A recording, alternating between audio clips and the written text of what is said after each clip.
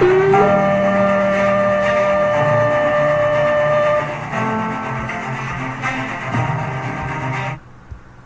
morning in the very beautiful Galilee morning. Do you know what I love about the word of Elohim? It's that I can read something for a lot of years, and I think I have digested every jot and every tittle from passages or a certain passage. And then suddenly one day, Elohim opens my eyes and gives me another clue to what he's already been telling me. And our subject that we're going to be looking into is how do we determine Elohim's timekeeping piece of days? If you do not want the truth 1001% from the words of Elohim, interpreting the words of Elohim, then you do not want to watch this video. If, on the other hand, you really want to know, you really want to get to the end of it, and you really want to see the resolution of what he's saying, then you want to stick around because I had felt like I knew what he was saying, but then he gave me the rest of the pieces of the puzzle. We are not just going to look at the words, we're going to look at the action of the words. If we have the formula right, it will fit in nature and it will fit in scripture, and the etymology of it will make sense. And I'm so excited to show you that Elohim knew what he was talking about and he left us an absolutely clear roadmap. But the problem is we have preconceived ideas inside our brain. We have English words that we're looking at, and we're not looking really at what Elohim is saying to us. He has a message, and the way he says it is very specific. If you've been with me for a while, you know I've told you that Genesis absolutely sets a pattern of understanding for all of the rest of the scriptures, and you're going to see that in spades today. I'm going to ask you to do a huge favor for me.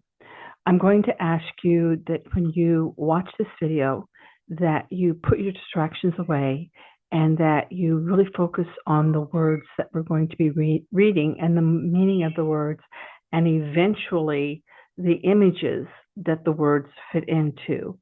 I think that this is so vitally important and so foundational that if we don't have this understanding, then we have a lot of the information we should understand from Scripture being really messed up because we have to change our modern understanding for what Abba, Elohim, originally said in creation. I hope that even if you're listening to it as you're working or whatever it is you're doing, something else with your eyes and listening with your ears, that there'll come a point where you'll come back to the video and really consider the words I'm putting on the screen, consider the verses, and finally look at the evidence and what the evidence of the words when you put it on the land of Israel have to say to you. I promise, if you don't have the foundation right, you might think the Sabbath begins at sunup and it's only in the sunup. You might think that there's only 7 days to Pesach or Passover. You might think that what the scriptures call the Last Supper is just a meal and not Yeshua keeping the Passover. The understanding from Genesis is so foundational and so critical that if we don't get this right, there's a lot of things we question and there's a lot of things we'll never understand. And I hope that you're excited, really excited, to get to the bottom of what the word says as the word translates the words and tells us how to handle timing, day, the first subject in Genesis that Elohim chose to teach us is about light and day, darkness and night. The very first subject, it was very important to him. And if we don't have his understanding, we've got a lot of things messed up. One of the problems we had that we just spoke about is that language is living. It changes. Our definitions of time are different than the definition of time that Elohim gave in the beginning. I had a friend growing up. She's still a friend. She's still in the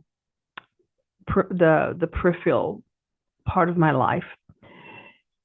And her name was Gaylin, 2 words put together, Gaylin. And we called her Gay for short. This is an example of language, how it is changing and how it meets the needs to serve the culture that it services. So English services the countries, Britain, United States, Canada, somewhat. I don't think they speak English, or neither does Britain, but we speak forms of English. How words change within those cultures that language services. So gay, we called her Gay growing up. And gay meant merry, airy, jovial, sportive, frolicsome. It denotes really more life and animation than it does the sentiment of cheerful. Now, this same word represents a sexual preference. It is not commonly used as an adjective meaning merry, because cultural needs change. Cultural pressures can even change the meanings of words. Another one that we see, and this ties to the King James, which we're going to go to, and I stick to. I think it is the best translation we have because it is so resourced back to the original languages, and that's why I stick with it. Not because I think the translation is perfect, but through the King James, I can get back to the original language and all of the references I have that tell me about the Hebrew language or about the Greek language that's sitting behind the King James English. So one of the things that King James mentions when it comes to barley is green ears, and it's an archaic term that in our century has been given new life as it's been drugged, kicking and screaming into our sphere. People have re-envisioned this word green ears to be barley that is the color of green, while even to the Anglo-Saxon, nothing could have been further from the truth. Language is living. There is another problem, and that's with translating the biblical Hebrew into a different language. Many times the understanding has been lost in the choice of a word in a different language. For instance, the word twilight in the Anglo-Saxon King James English in Hebrew is nephesh. You may know nephesh as our flesh. In biblical Hebrew, it would be naphesh with an A. The word breeze in biblical Hebrew is the word nephesh, and it means breeze. But the King James writers have translated it to mean twilight, which is a condition of light and not a condition of breeze. Do we know what the Anglo-Saxon meant with their use of twilight? Not yet. It's vague, but we will get there. So Hebrew was and is a language of word pictures. The words of the scripture were meant to tell you something by using words that described something. Many times the Hebrew understanding of what is being said can be an incremental explanation of word pictures, which can be totally obscured. The process that biblical Hebrew uses can be totally obscured when translated into other languages. For this, as we say in Hebrew, chaval. Chaval is a Hebrew word that conveys a sense of disappointment, regret, or missed opportunity. In our instance, our situation is covered by the single word chaval. How disappointing. What a regret that the opportunity of understanding has been missed by the interpretation or the translation. Chaval, the root, comes from the parent picture, meaning to hold back. Can you see the bigger picture now? That we have been held back by the translation from understanding the ideas, the pictures, and the imagery made up by the Hebrew language, Haval. Another thing we're going to see is that the order of the first chapter of Genesis is extremely important. Brad Scott used to say, and I'm paraphrasing terribly, that everything you need to know can be found in Genesis. And there is an awful lot packed into Genesis, an awful lot that we have not recognized. Genesis is the key and the foundation to the rest of the words that were written down for us. Best of all, if we will let it, the scripture will interpret the scripture. Part of that process is even telling us what the words that Abba used means in verses throughout the Bible. The first subject, again, that our Abba Elohim choose to tell us is about light and day, darkness and night. Do we really know what he said about this? Or do we have the imagery in our mind of what we've been taught in our schools and what people tell us today it is, science, for example? To him, they were important enough to come first in a very large book full of words. Day is light. Light illuminates. When we discover how the scripture defines day with the imagery of Hebrew, you will have a great tool that reveals truth and does not hide it. Now we're going to get into the tedious work of etymology, and this first subject will be light. Light, its name is day. Just as I am known by my name, Rivka, the light is known by the name day. Please see light as almost a human standing there, and Elohim said, your name is day. Woman, your name is Rivka. Light, your name is day. That's literally what is being said in Genesis. And God said, let there be light. And there was light. Now below that, I have put for light what the word light means from, if it agrees, from the Strong's Concordance and the Etymological Dictionary of Biblical Hebrew, because I want you to get past the terms that we have learned about what light is. And I want you to see what Elohim is saying about light and what Elohim is saying about day. So Elohim said, exist illumination, brighten. And illumination brightened. And illumination brightened existed. So that process of saying, let there be light, was a process of illumination and brightening. And Genesis, what it actually says in the King James 1:4, and God saw the light that it was good, and he divided the light from the darkness. Now, another thing we have to be very careful of is that a lot of times the King James will skip words. So here we have two words, God divided, and then two words, two word references. And when we come down here and we put in those words, it said, and God saw the brightness, that it was good, and God divided between the brightness, between the darkness. That's what it says. So God divided between the brightness and between the darkness. There's two betweens there.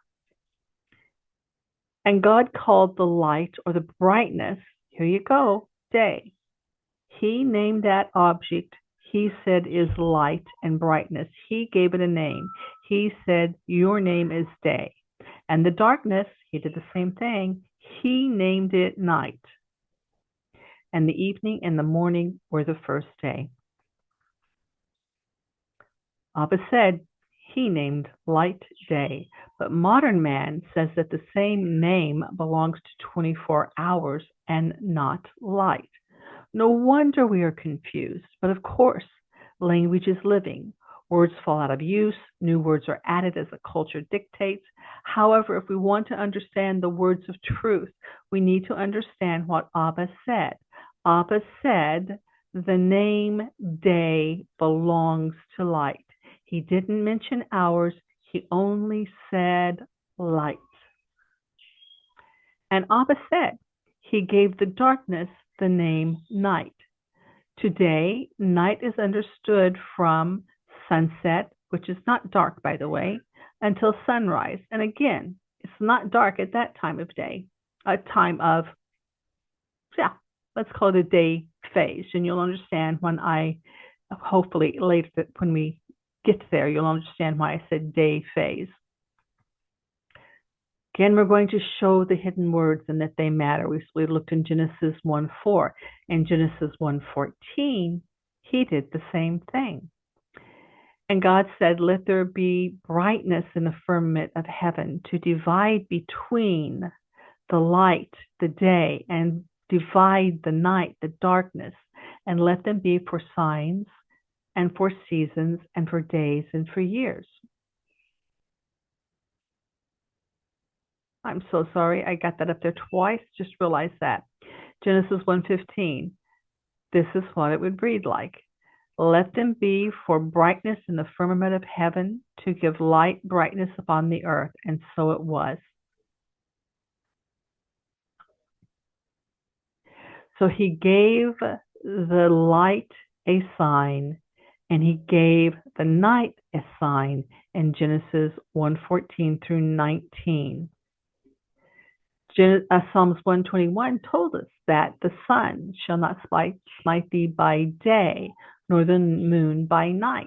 These are the signs he gave us in Genesis 1:14 through 19. It's the sun and the moon. They're not named here, but it's in other scriptures. Remember, the scripture is going to translate the scripture. Psalms 121 tells us that the sun, which is a light, is in the daytime, and the moon, which is a light, is in the dark time.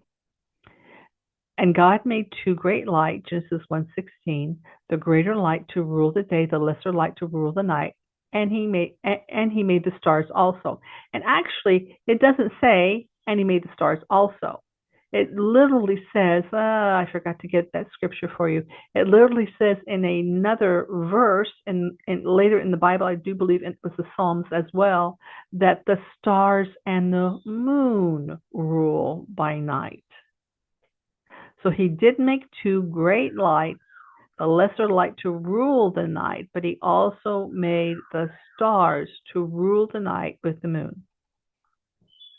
And God set them in the firmament of heaven to give light upon the earth, and to rule over the day and over the night, and to divide between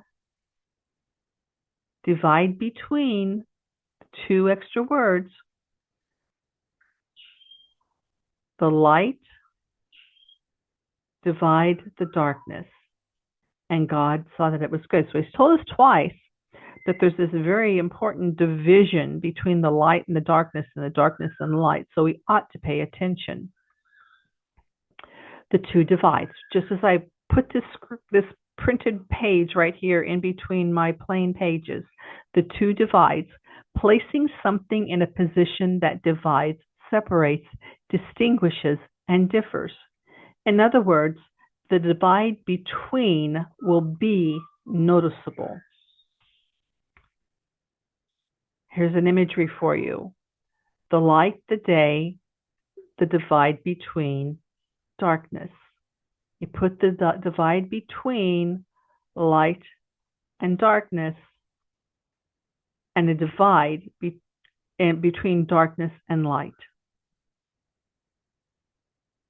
The divide between light and darkness, and the divide between darkness and light. Yah first divided the light from darkness, then he placed a sign in the light. Yah divided the darkness from light, and he placed a sign in the darkness. Day, or light, is determined now by the light and the sign of the sun, and the sign of the sun will appear in the light. So he's told us so much already. He has told us his definition of a day. It's the light and the sign of the sun that will appear in the light. The night is the same thing. It's determined by the dark, and the sign of the moon will appear in the dark. According to Abba, light, whose name is day, coincides with the time the sun is in the sky. And I know I'm being a bit repetitive here, but I honestly believe the simplicity of this slides over our head because we have these complex ideas of hours and minutes and things that he's never spoke to us about, and it has obscured our understanding of what a day is. Dark, whose name is night, mostly coincides with the time the moon is in the sky. Remember, the sun and the moon were for signs. On the nights there are no sign in the sky, on the nights there is no sign of the moon in the sky, it is because our moon sign, the absence of it, is telling us that a new moon is imminent. It's still a sign when it's not there. Now we're going to speak about the divides, the actions that happened in these two places. These are pieces of the whole. Each piece is distinct, but the whole of the pieces placed together is called by the name Yom in Hebrew or day in English, and Abba based it all in light. What was the divide? What did Abba place there? Evening and morning are what Yah used to divide between the light and divide the darkness. Elohim called the light day and the darkness he called night. Evening, or Erev in Hebrew, morning, or Boker in Hebrew, were the first illumination. Remember, day means light, light is illumination. Illumination causes sight and vision. Much like, and yes, these are allegories, and yes, they are absolute, real happenstances. Just like we read in the New Testament that spiritual blindness happens, and light gives illumination. Evening is Erev, morning is Boker. This is your Hebrew spelling of Erev at the top, the transliteration of how that name is pronounced, and the word in English that is supposed to represent Erev.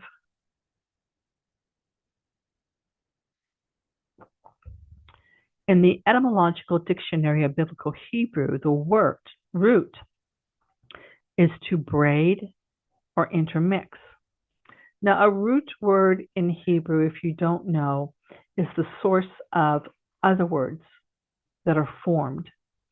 And I've said this before, but just like you look like your maybe your Uncle Joe or your Grandpa Charlie or your Grandma Ruth, there will be a similarity in the words that came from the root or the parent word to help you understand this family of words that have outcropped from the root. So some of those outcropped words in the etymological dictionary of biblical Hebrew for the word Erev is mixing substances with no change in character, penetrate with a foreign matter. Mixing without penetrating, darkening. We're talking about Erev, between lender and borrower. Judah was between Benjamin and his father when Joseph said, "Bring Benjamin to Egypt, or I will not give you more food. I will not see you again." Judah said, "I will stand in the middle. I will be the divide. I will be the earnest. I will secure Benjamin's life with my life." Going forward, evening, mixed shades of light and mixed multitude. Now here's a couple of fun words that you might like to know that comes out of this family of words. Ivrit, Arvi. Ivrit is Hebrew, the Hebrew name, the way you say, Ani Ivrit, I'm Hebrew. Or Arvi is how you say, Ani Arvi, I'm Arab. But they all come from this idea of mixing. So what is Erev? Erev is dusk. What does dusk mean today? The word dusk is not used in the Bible. We need to be careful not to stumble over the English supposed synonyms or English definition. Strong said of the word Erev that it's dusk, plus or minus day, evening, tide, or night. That's a wide range. So in the Webster's 1828 dictionary, which is a dictionary that was written in this time period, it tells us in that dictionary all the definitions of dusk. Tending to darkness, moderately dark, tending to a dark or black color, moderately black. If you go to the very bottom one, you can see it begins to lose light or whiten or grow to dark. So dusky or dusk, even in the original language that it was written from, was not a pinpoint choice of words. But we're going to find that the Hebrew is much more specific. Abba says Erev or evening means mixing. Our usage today is that dusk is a period. I'm talking about the modern one.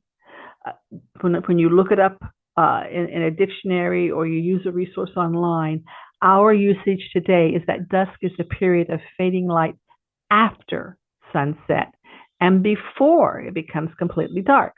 So if you were looking at the word dusk and you were looking at that English word in the King James Bible and trying to figure out what Erev is, they would have you believe by our standard today that it's a period after sunset and before it becomes completely dark. We're also told that evening, which is now different than dusk, is to be understood as if it is from 6 p.m. until bedtime. So, is your head spinning yet? Let's stick to what Abba has to say. Erev or evening is mixing. In the etymological dictionary, darkening, mixed shades of light.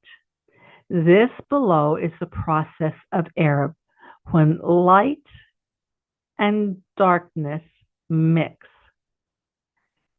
This one with dusk, I agree with, but it's less specific. Begin to lose light or whiteness to grow to dark. And down here you can see we start light and we go black. The process of mixing. Why? Because Abba put light and Abba put darkness. And when you mix light and darkness together, you get a shade of gray. And the process of becoming a darker shade until it is night. There is a picture of a sunset, and you can see the dark. Really, it's got a lot of black as Erev, as the mixing happens. And I've chosen for the first photo a pretty dark photo, pretty far into the process. But I wanted you to clearly see that Erev is a time of mixing.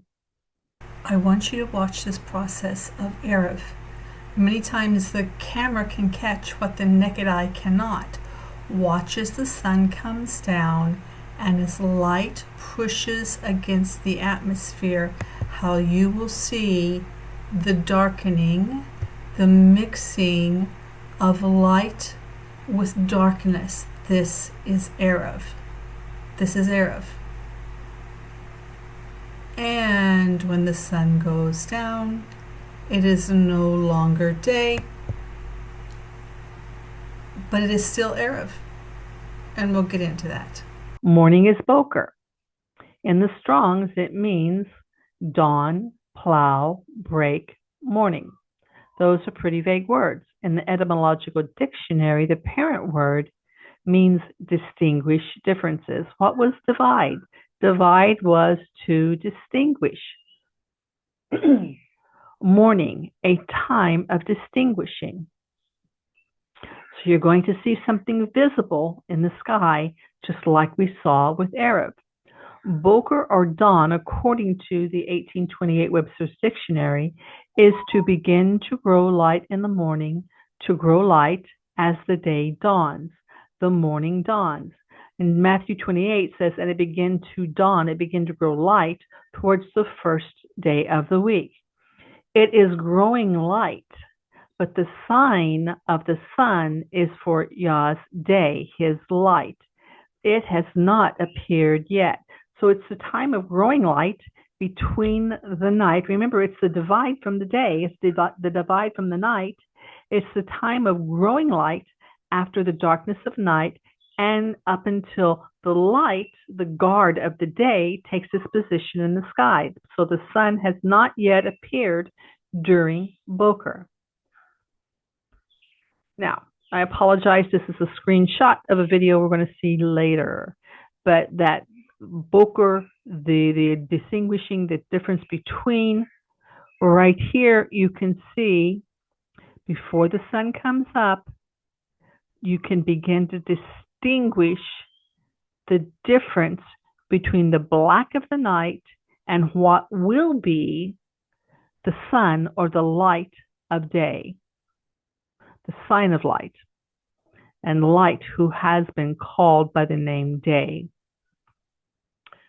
Abba actually calls Boker a time of distinguishing because the light is growing brighter.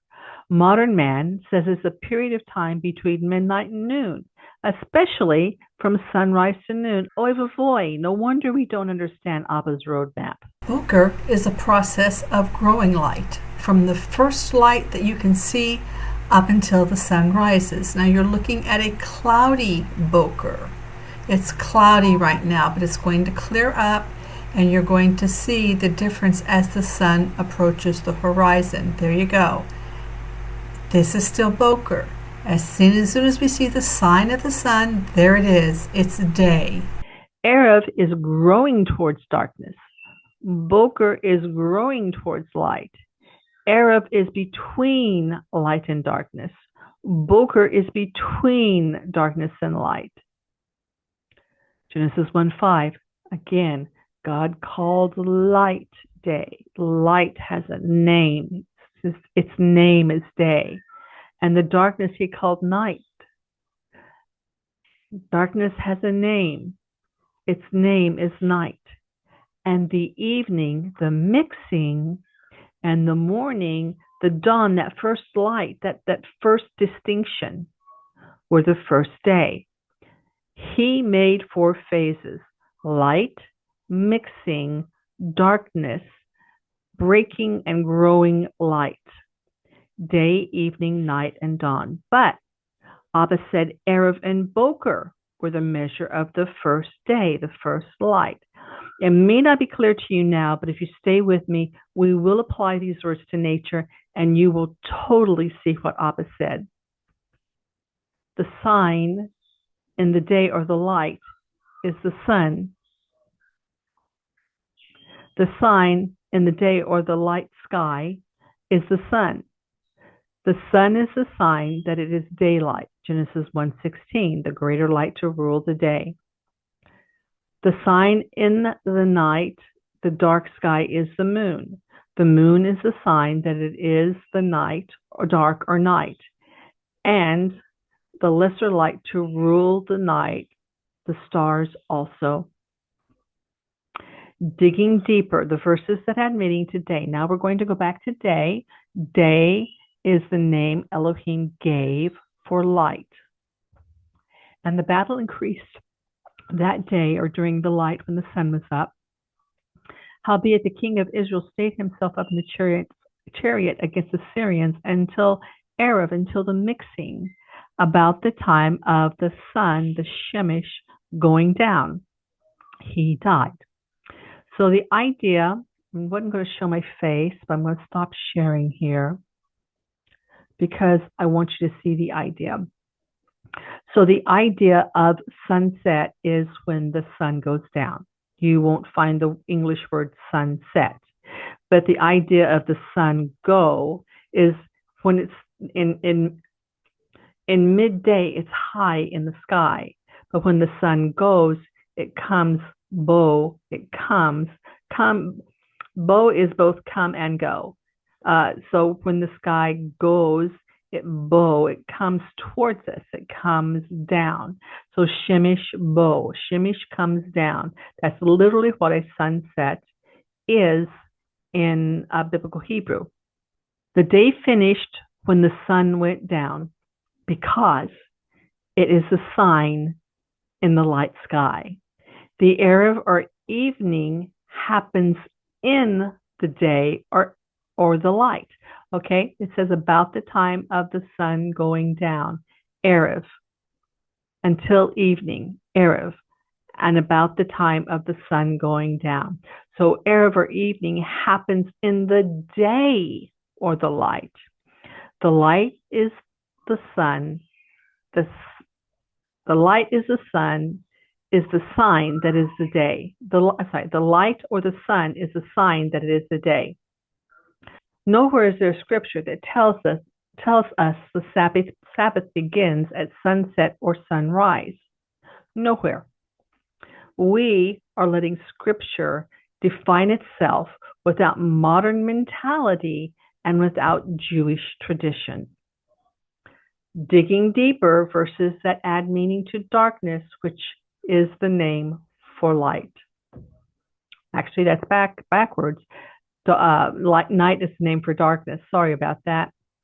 Micah 3:6. Therefore, night, Lila, shall be unto you, that you shall not have a vision, and it shall be dark, hasach, unto you, that you shall not divide, that you shall not divine, and the sun, the Shemesh, shall go down, bow, over the prophets, and the day, the light, shall be kadar, darkened, black, morning over them.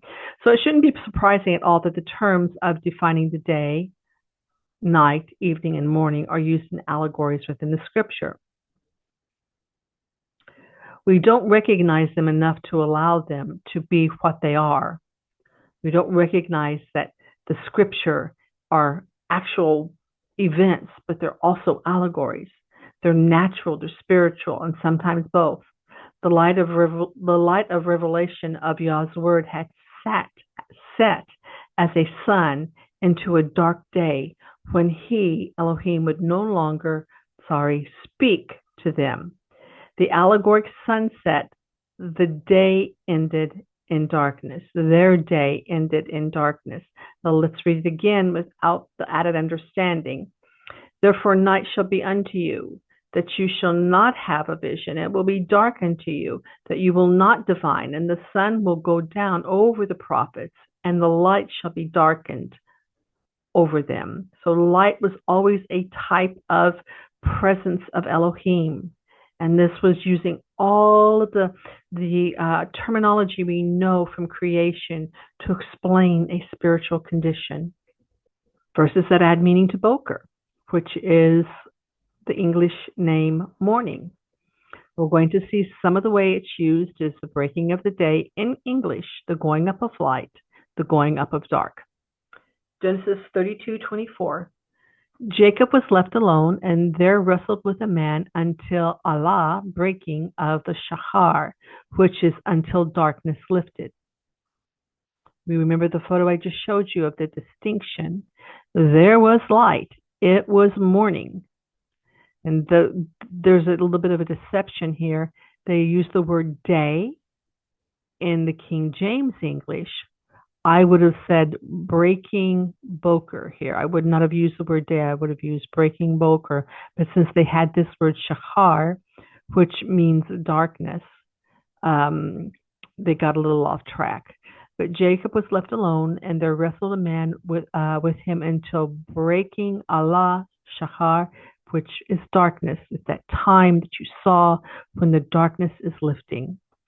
And it came to pass on the third day, the third yom, in the morning, boker, light after dark. We're going to start looking at boker as light after dark before the sun has come up. And it came to pass on the third day, the third light, in the morning, in the boker, light after the darkness, that there were thunders and lightnings and a thick cloud upon the mount, the voice of the trumpet exceedingly loud, so that all the people that was in the camp trembled.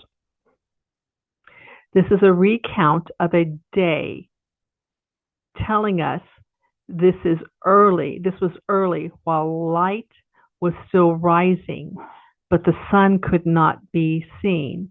In Genesis 32 as well, the sun could not be seen. It is still, we can still use the word day, and I hope by the time we get to the end of this, you'll be able to make that distinction and see why we can still use this word day or light in this situation here. And he arose early, Shaham. Again, this is another word for the word darkness, Shaham. He arose early in the Boker, light after darkness, on the 5th day to depart. This is a bit of a long tale in Judges, but we're going to see so many nuances between evening and morning, day and light. I hope it will really pull a lot of things together for you. Judges and Joshua, as far as describing this process of evening and morning, day and light, is my favorite books because they go into a lot of detail.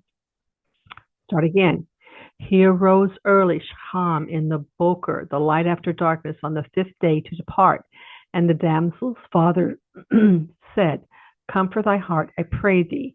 And they tarried until afternoon, not ayom, stretched out day, not stretched out shadows, stretched out day. If you can visualize in your mind the coming up of the sun, how it goes across the sky at noon, and how it begins to descend afternoon, that is a stretched out day. We're going to see that in Judges 9:19. But keep that vision in your mind as I ask you, how can it be that it is the 5th light in Judges 9:18 if light only counted from morning, from the breaking of light? The sun, that is the sign of the day, has not risen yet.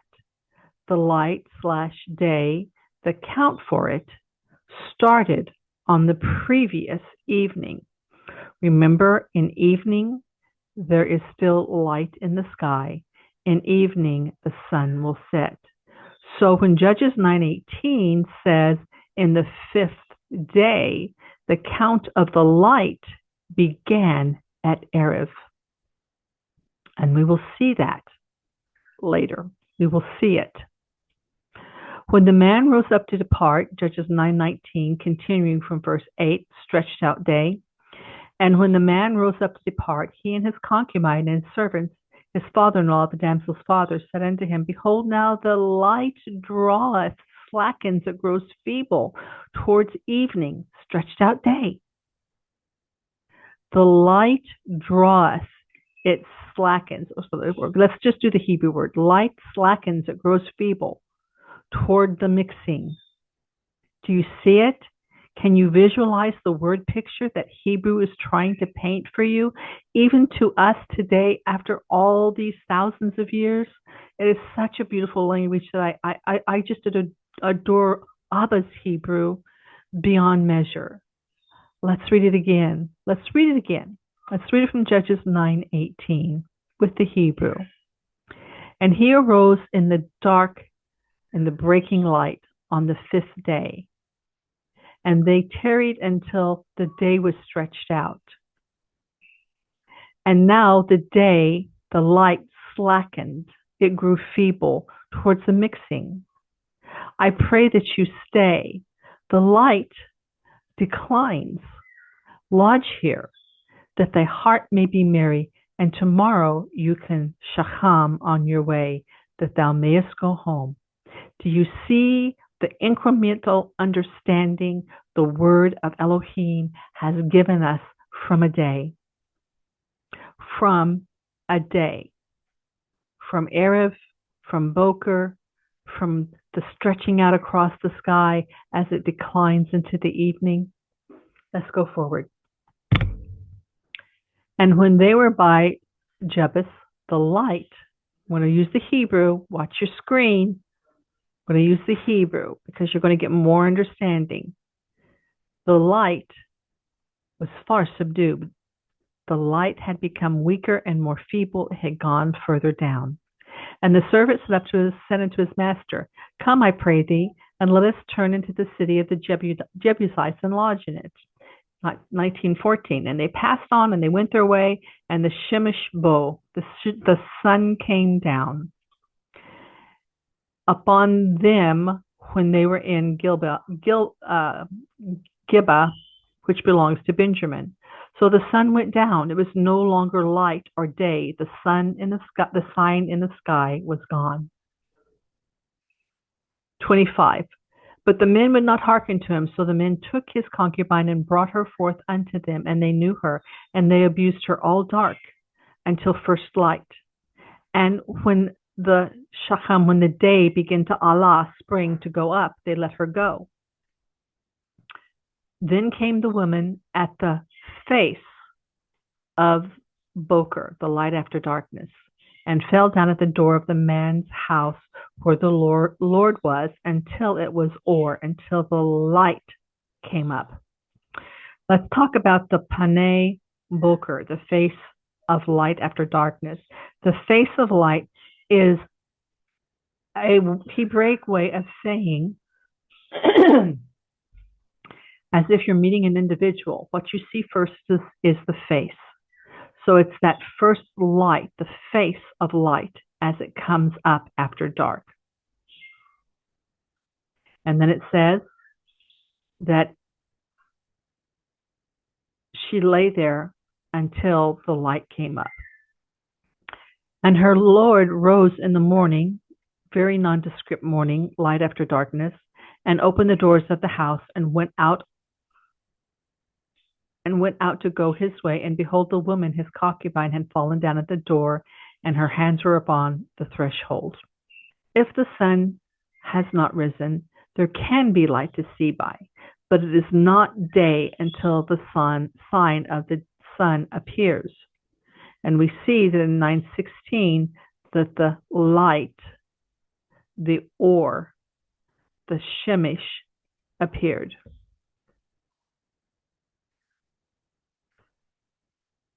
Light. Evening or Erev is the time between light and darkness. The sun is declining, the sky is darkening as the light mixes with darkness. Morning. Boker is the first light after the dark, in front of the sun's appearance. It is the divide between light is growing. Okay, now we're going to look for some of those deeper meanings in Erev. We're going to focus on Erev. Joshua 6:4. Prepare ye war against her. Let us go up at noon. The word is Zohar. It means double light. I'm going to show you why. When I saw this, I believed it indicated from 1 p.m. to 5 p.m. That'll be next. Woe unto us, for the light goeth. Goeth. For the Zalel of evening, for the Zalel of mixing are stretched out. Goes on. It says, Oi, how Jewish they are. Oi, let us arise by the dark night, and let us destroy her palaces. So again, you're having an incremental explanation here of the process into Erev. The reason I believe Zohar is double light, but the reason I believe it is like from 1 to 5 is that is our hottest hours of the day. And the double light would be the light, the sign in the sky. Yom means hot. And we're talking about light or hot, double hotness. Then as I was studying Zohar, I come across Samuel 2, 4, and 5. And this is going to really help us understand that Zohar is not noon. It's the hottest hours, afternoon and before evening. And the sons of Rimmon the Beerothite, Rechav, and Ba'anah, went and came about the home of the day, the Yom, home heat, day, Yom means hot, home Yom, and the hot, to the day of Ishbosheth, who lay in the bed at Zohar, who lay in the bed during this home hot, the heat of the hot day.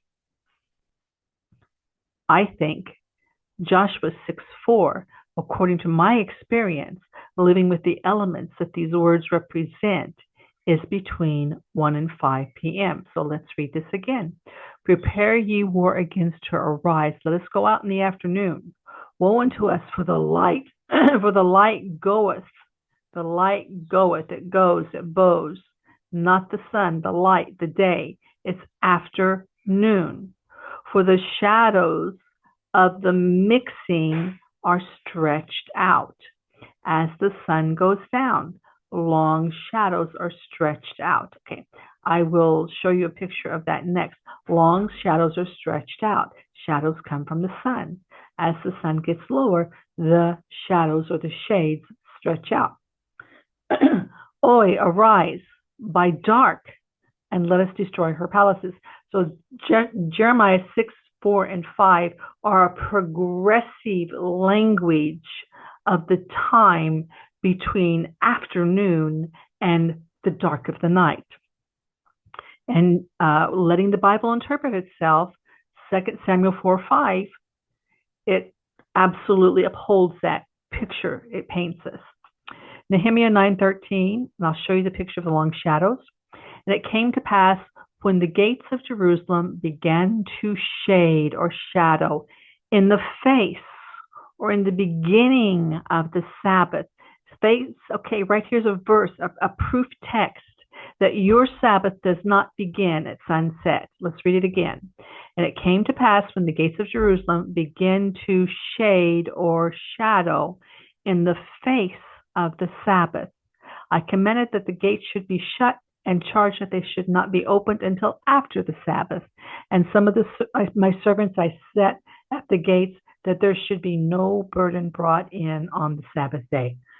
Excuse me, I've got a little something allergy in my throat.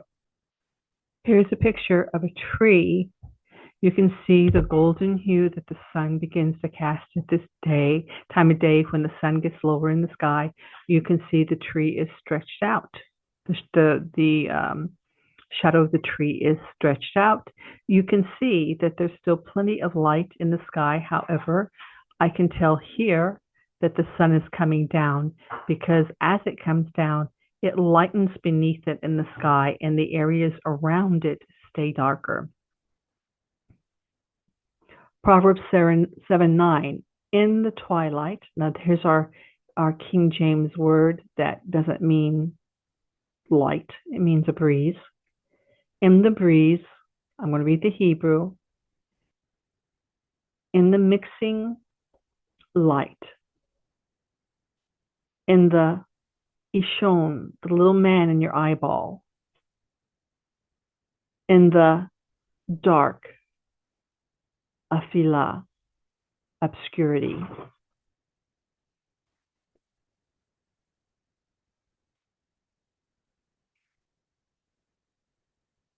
And this is a difficult verse, so I want to go really slow with that. I don't want you to miss anything in this verse. First of all, let's start with right here, the little man. It is this word 380, H380. The word is Ishon. It does mean little man, and it talks about like the pupil of your eye. The way I understand this is that there have been times I've been standing and speaking with someone that the lights cast, the general ambient light will cast an image on somebody's eye. I've seen that when I'm talking to them. I know I'm weird. I know I'm weird, but you have to blame Elohim. He has created me to notice absolutely everything and be curious about absolutely everything. So it's his fault, but this happens. If you're talking to somebody and the atmosphere is right, you can see the image in their eye of something around you. And sometimes if it's right, you can see your image in their eye. So that is what this word, I believe, means. Ishon, in the little man. I've got that out of the way. Now, the King James writers did good right here when they say dark. That is dark, which is night. Darkness's name is night. But then the King James took the Hebrew word afilah and called it night. And that's where this got all sideways. Afilah means that you're in the darkness, but it doesn't mean it's it doesn't mean the sign of the moon is there. That's what I want to say. It doesn't mean the sign of the moon is there. So let's read this again. In the breeze, in the evening. The other thing I want to point out is it says evening, Erev, Yom, day or light. So the mixing during the day, the sun or the light.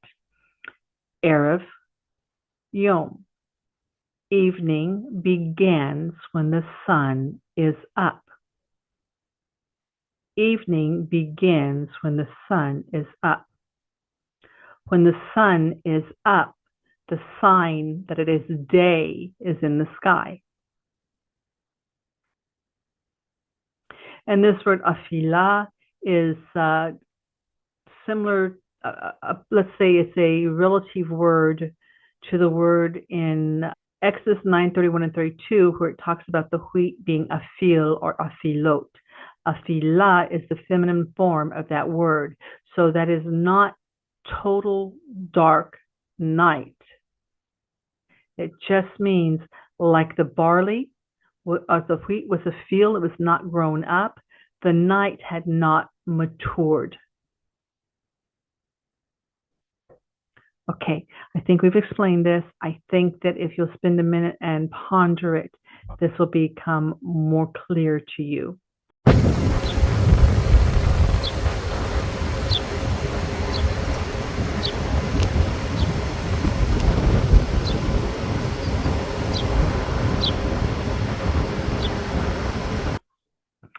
So this is a progression of Erev.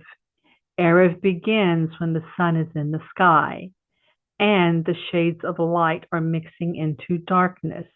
When the sign of the sun or the day when the sign of the day, which is the sun, is no longer in the sky, it cannot be called day. It is then the mixing of Erev belongs to the duskiness or the immaturity, afilah, of the night as darkness approaches. Can you see that now in the scripture? I hope my English and words that I'm expressing a Hebrew thought by are making sense to you. Zechariah 14:7, and it shall be one day which shall be known to the Lord, not day nor night, but it shall come to pass that in evening shall be a time of light. That's what the King James says. What it says in Hebrew, it shall be in one of my lights, which shall not be with the sign of the sun or with the sign of the moon, but it shall be, so one of his light cycles, this is where I want to bring in the idea of the light cycle. He has a light cycle and he makes it plain, and we're going to see it. I promise at the end, you're going to see his light cycle. And that's what he's talking about. So it shall come to pass on one of my light cycles, which shall not be known in the sun, the light of the day, that's the indicator of the day, nor in the night, the dark, the moon, the indicator of the dark, but it shall come to pass that in the mixing, it shall be as light. So in the evening, when the sun should be coming down, it won't be coming down. This is the mixing after sunset. Prophetically, it would be as if the sun came back up after going down.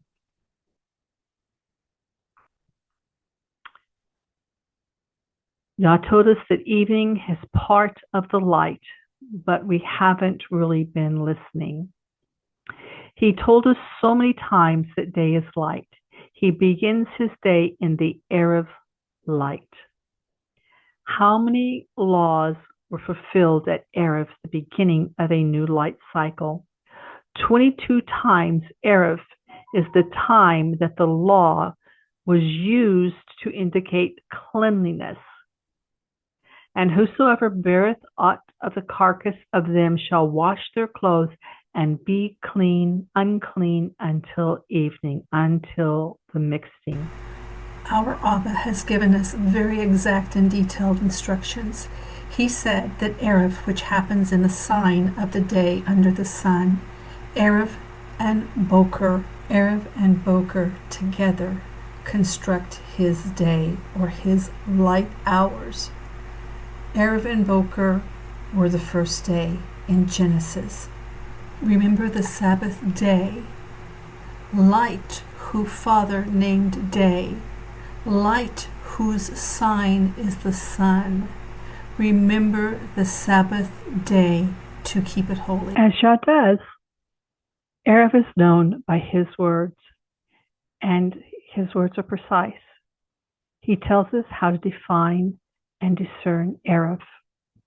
If we don't know when his light cycle begins, we do not know how to count the days or the lights of his calendar.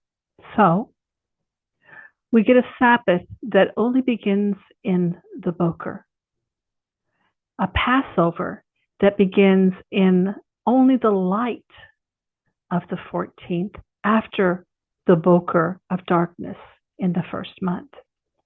If we don't know if Yeshua ate a final meal, or we won't know if Yeshua ate a final meal or shared a Passover with his disciples. Without a firm understanding of Erev, we are lost in the woods. So the video will close with some more of the footage I took of conditions of Erev here in my area, and you will see things like long shadows, the evening breezes that the King James called twilight. The evening breezes always come every day. It's part of the Erev process.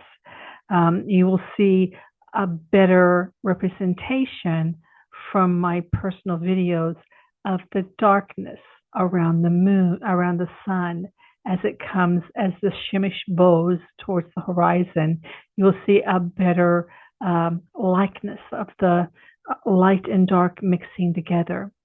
And that's how this video will end. But I will also tell you that this is just part one.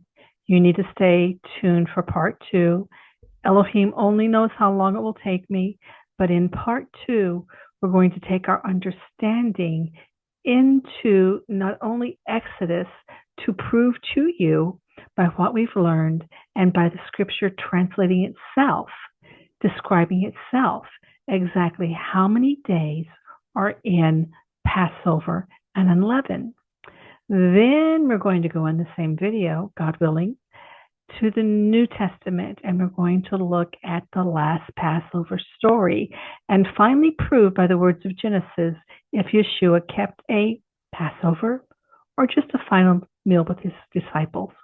Please enjoy the videos. And I tried my best. This was a lot of hard work for me. It took a long time.